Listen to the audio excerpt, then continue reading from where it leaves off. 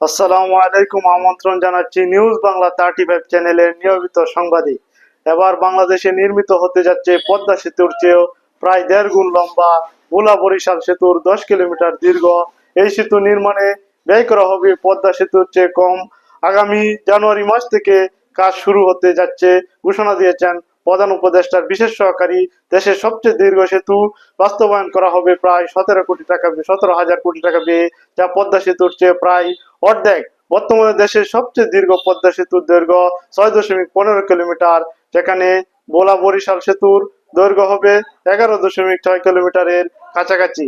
ভোলা ও বরিশালের মধ্যবর্তী জালালাবাদ তেঁতুলিয়া নদীর উপর 16.36 কিলোমিটার দীর্ঘ সেতুর প্রকল্প প্রায়।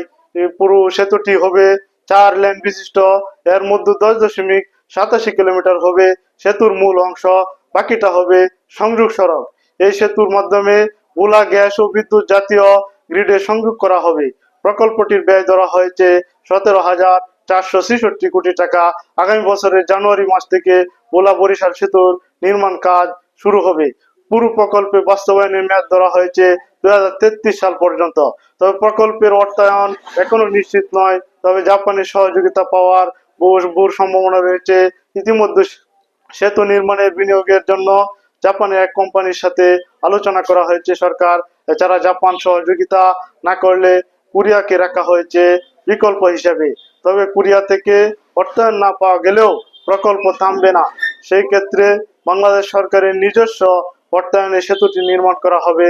বিগত অনেকদিন ধরে 5 দফা দাবিতে আন্দোলন করছিলেন ভোলার জনগণ।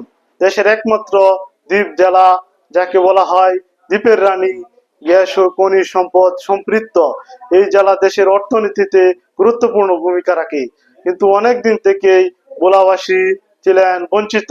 সেই জন্য বিভিন্ন দাবিতে আন্দোলন করে আসছিলেন ভোলার সর্বস্তরের জনগণ। অবশেষে বৃহস্পতিবার ঘোষিত হলো কাঙ্ক্ষিত সিদ্ধান্ত। বহুল পরীক্ষিত ভোলা বরিশাল সেতুর নির্মাণ কাজ শুরু হতে যাচ্ছে আগামী বছরের জানুয়ারিতে। বৃহস্পতিবার বিকেলে ভোলা জেলা প্রশাসক কার্যালয়ে সংবাদ সম্মেলনে মত বিনিময় সভায় অনুষ্ঠিত হয়। সবাই এক ঘোষণা দেন অন্তর্বর্তীকালীন সরকারের প্রধান উপদেষ্টার বিশেষ সহকারী ডক্টর শেখ মহিউদ্দিন। সভায় আরো উপস্থিত ছিলেন সেতু বিভাগের সচিব ও বাংলাদেশ সেতু কর্তৃপক্ষের নির্বাহী পরিচালক মোহাম্মদ আব্দুর রউফ।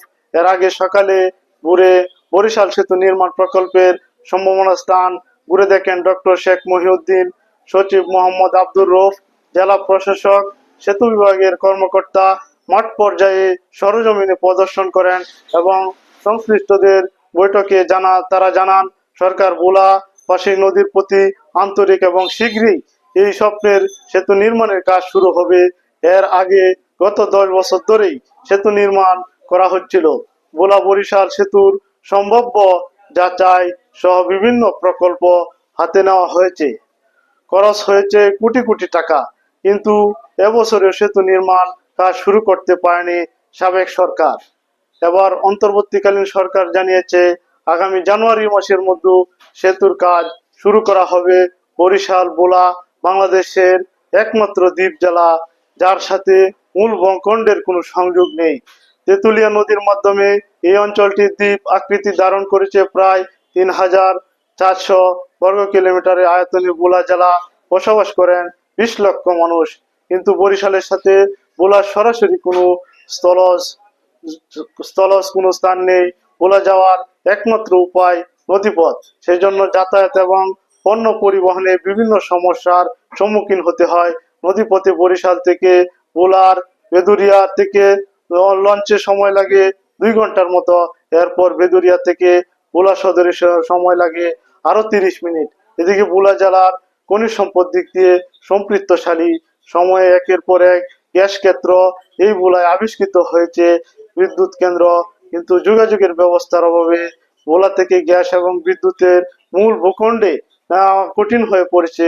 কিন্তু সাবেক সরকার বারবার উদ্যোগ নিলেও ভোলা বরিশাল সেতুটি নির্মাণ কাজ শুরু করেনি। 2018 সাল থেকে জানানো হয়েছিল ওই বছর ডিসেম্বর মাসে কাজ শুরু হবে, কিন্তু বাস্তবে কিছুই হয়নি। এরপর গত বছরে আরো একাধিকবার কাজ শুরু করার কথা বলা হয়েছিল, এমনকি 2024 সালের মধ্যেও সেতুটি বাস্তবায়নের আশ্বাস দেওয়া হয়েছিল, কিন্তু ক্ষমতায় থাকাকালীন সময়ের প্রকল্প শুরু করার কোনো লক্ষণ দেখাতে পারেনি সাবেক সরকার। বর্তমানে অন্তর্বর্তীকালীন সরকারের সেতুটি বাস্তবায়নের উদ্যোগ নেওয়া হয়েছে।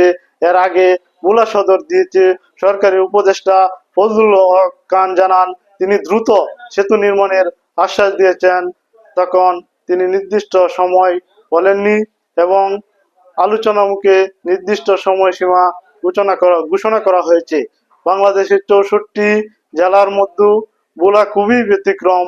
বঙ্গোপসাগর আর মেঘনা নদীর কুল তীরবর্তী অবস্থার মধ্যে মনোরম এই পরিবেশ থেকে বিভিন্ন অঞ্চলে সরাসরি সংযোগ ভোলা জেলার মধ্যে নয়, বরং বাংলাদেশ সবচেয়ে বড় প্রদ্বীপ এবং বরিশাল এই জেলার আগে থেকেই ছিল সমৃদ্ধ।